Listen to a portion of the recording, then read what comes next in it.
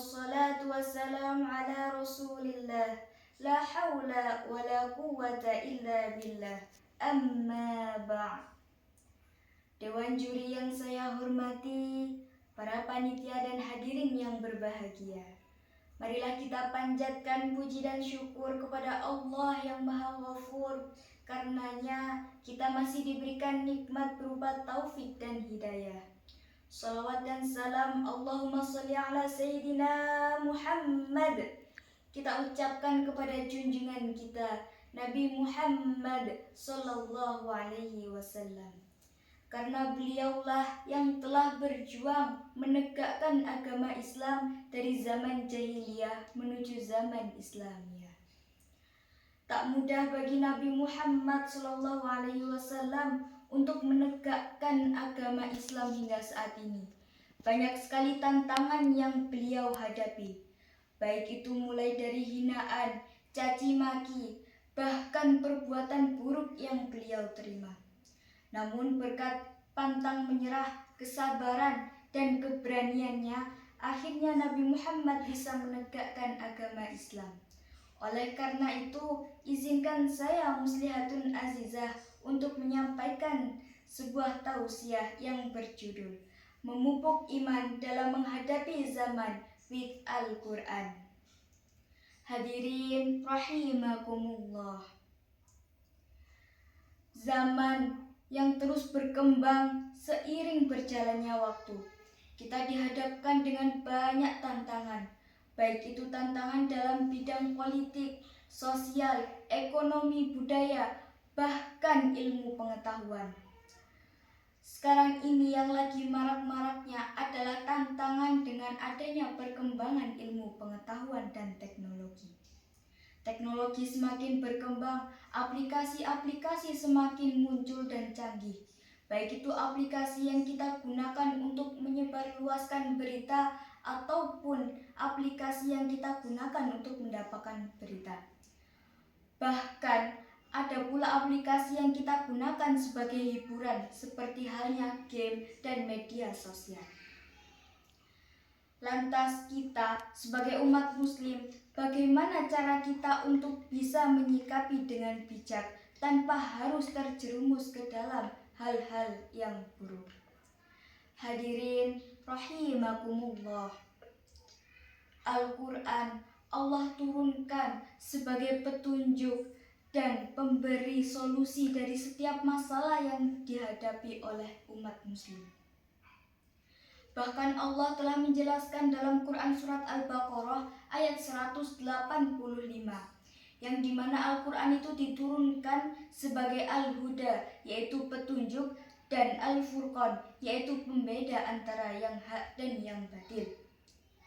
Dalam hal ini Al-Quran dapat kita jadikan sebagai salah satu pedoman dalam menghadapi berbagai tantangan. Karena apa? Karena makna di dalam Al-Quran sangat relevan dengan kehidupan kita.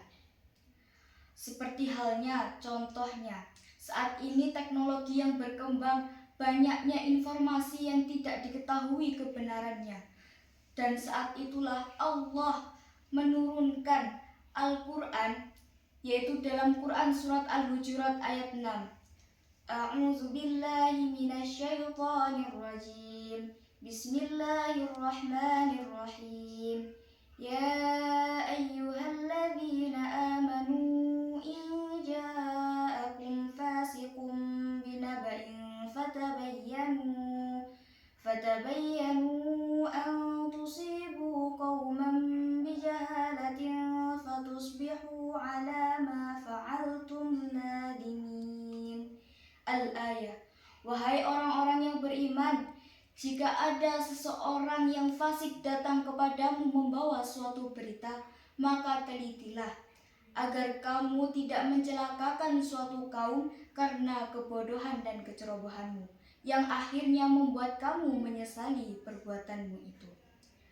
Dalam hal ini, ketika teknologi yang berkembang memberikan sebuah informasi, maka kita sebagai umat muslim harusnya menyaring terlebih dahulu, baru men-sharing kepada orang lain. Dalam sebuah kisah keluarga Rasulullah, yaitu Aisyah, yang telah difitnah oleh Abdullah bin Ubay, bahwa ketika itu Aisyah sedang bersama sahabatnya laki-laki menuju Madinah. Namun ketika sampai di Madinah, Abdullah bin Ubay menyebarkan kepada sahabat-sahabatnya bahwa Aisyah berkhianat dari Rasulullah.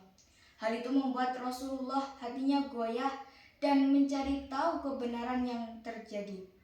Dan terbukti Aisyah tidak melakukan hal tersebut, dan apa yang dikatakan oleh Abdullah bin Ubay adalah dusta atau hoax. Hadirin rahimakumullah. Oleh karena itu, kita sebagai umat muslim harusnya bisa menyaring informasi yang diberikan orang lain, baru kita men-sharing kepada orang lain.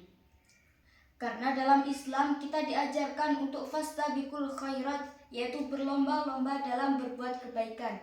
Oleh karena itu, dengan fasilitas teknologi yang semakin berkembang ini, kita harus bisa menggunakan teknologi dengan bijak, yaitu untuk mendakwahkan atau mensyiarkan agama Islam yang sesuai dengan makna dalam ayat Al-Quran.